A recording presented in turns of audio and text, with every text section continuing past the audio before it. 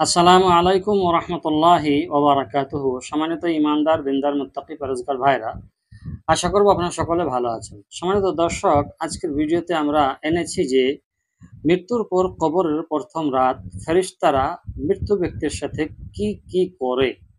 আজকে আমাকে আপনাকে এটা জানতে হবে, তবেই আপনি পরকালের জন্য কিছু জোগাড় করার চেষ্টা করতে পারবো এবং পরকালের জন্য ভাবনা চিন্তা করার চেষ্টা করতে পারবো। কেননা মৃত্যু এমন একটা বাস্তব জিনিস যেটা সকলকে ভোগ করতে হবে এবং সকলকেই এর স্বাদ গ্রহণ করতে হবে। যত প্রাণী রয়েছে, যত মখলুক রয়েছে পৃথিবীর মধ্যে, সব মখলুককে এই মৃত্যুর যে স্বাদ, এই স্বাদ কিন্তু গ্রহণ করতে হবে। কেউ কোনো দিক দিয়ে এই মৃত্যুর থেকে পার পেতে পারবে না। এটা আল্লাহর একটা সত্য এবং সাদা ফয়সালা।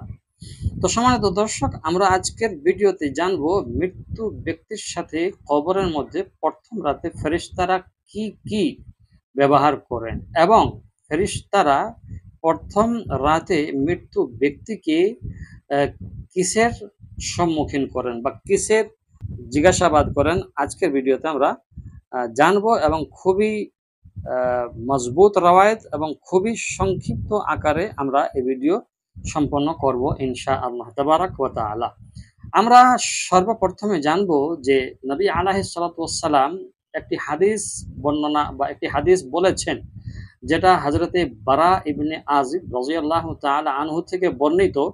সেখানে বলা হয়েছে, মানুষের মধ্যে যখন কোনো ভালো মানুষ মারা যায় তখন তাকে কাফনের ব্যবস্থা করা হয়, গোসল করানো হয় এবং জানাজা পড়ানোর পর তাকে কবরের মধ্যে দাফন করা হয়। তো যখন তাকে দাফন করা হয়, তারপর তার আত্মীয় স্বজনরা এতদূর পর্যন্ত পেরিয়ে চলে আসে যে আর তাদের পায়ের জুতার আওয়াজ মৃত্যু ব্যক্তি শুনতে পায় না। তখন সেই মৃত্যু ব্যক্তির কাছে ফেরেশতারা আসেন এবং তাকে উঠিয়ে বসিয়ে দেন। এই ব্যক্তি যদি ভালো মানুষ হয়ে থাকে, তো যখন তাকে উঠিয়ে বসানো হবে তখন সে মনে করবে যে আসরের সময় চলে যাচ্ছে। এই ভেবে সেই মৃত্যু ব্যক্তি ফেরেশতাদেরকে বলবে, সরে যাও, আমাকে আসরের নামাজ পড়তে দাও। তখন ফেরেশতারা এই মৃত্যু ব্যক্তিকে বলবে যে এখানে আপনি যে জায়গাতে আছেন এটা হলো পরকাল, এটা হলো আলমে বারজাখ, এটা হলো কবর। এখানে নামাজ রোজা কোনো রকমের ইবাদত করা যাবে না। এখানে সেই সিস্টেমটি আল্লাহ তাবারাক ওয়া তাআলা রাখেননি। তো মৃত্যু ব্যক্তিকে উঠিয়ে বসানো হবে এবং তাকে জিজ্ঞাসা করা হবে, বলুন তো, মান রব্বুকা। তখন সেই মৃত্যু ব্যক্তি নেক যদি হয়, পরহেজগার মুত্তাকি যদি হয়, এমনিতেই যখন আসরের নামাজ পড়তে চাইবে তখন ফেরেশতারা বুঝে নেবেন যে এই ব্যক্তি নামাজি, মুসল্লি, মুত্তাকি, পরহেজগার। তো যাই হোক, তাকে প্রশ্ন করা হবে, মান রব্বুকা, আপনার রব, তোমার রব কে? তখন সে নিশ্চিতভাবে বলবে, রব্বি আল্লাহ, আমার রব হলো আল্লাহ। আবার তাকে জিজ্ঞাসা করা হবে, আচ্ছা বলুন দেখি, মা দীনুকা, আপনার ধর্ম কি, আপনার দিন কি? তখন সে বলবে, দিন ইয়াল ইসলাম। তারপরে তখন তাকে প্রশ্ন করা হবে, মা হাযার রজুল, এই ব্যক্তির ব্যাপারে আপনার কি মত? তখন সে বলবে, হাযা নবিয়্যুন মুহাম্মদুর রাসূলুল্লাহ, এই ব্যক্তি হলো মুহাম্মদ রাসূলুল্লাহ সাল্লাল্লাহু আলাইহি ওয়াসাল্লাম। এই রকম কিছু একটি জবাব সে দিবে। তাকে ফেরেশতারা জিজ্ঞাসা করবেন, ইতিপূর্বে তো ইনাকে আপনি দেখেননি, তো আপনি কিভাবে বুঝলেন এবং কিভাবে জানলেন যে এই ব্যক্তি হলো আপনার শ্রেষ্ঠ বা আপনার শেষ নবী, আপনাদের নবী?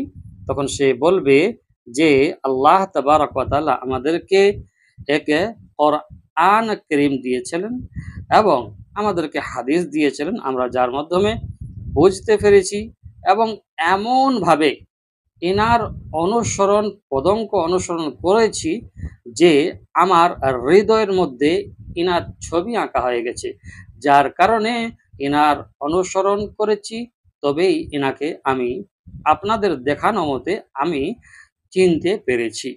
তো এই 3টি প্রশ্ন যখন সে উত্তর দিয়ে দিবে মৃত্যু ব্যক্তি, তখন আল্লাহর আরশ থেকে আওয়াজ আসবে, সাদাক্তা আবদি, আমার বান্দা সত্য বলেছে।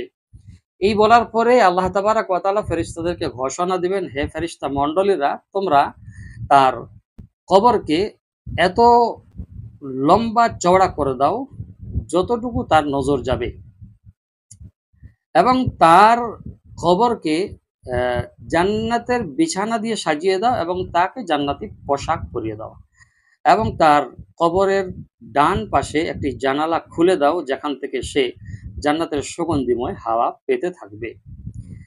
এই অবস্থা হবে একজন মুত্তাকি পরেজগার আল্লাহ ভীরু রসুল প্রেমিক মানুষ মরে যেয়ে দুনিয়া থেকে যখন কবর জগতে যাবে, তখন সেখানে এই ব্যাপার, এই জিনিসের তাকে সম্মুখীন করতে হবে। উল্টা দিকে কোনো খারাপ মানুষ যখন এই কবরের মধ্যে যাবে, তখন সে বলবে লা আদরি, প্রত্যেকটা প্রশ্নের মধ্যে বলবে লা আদরি, আমি জানি না, আমি জানি না।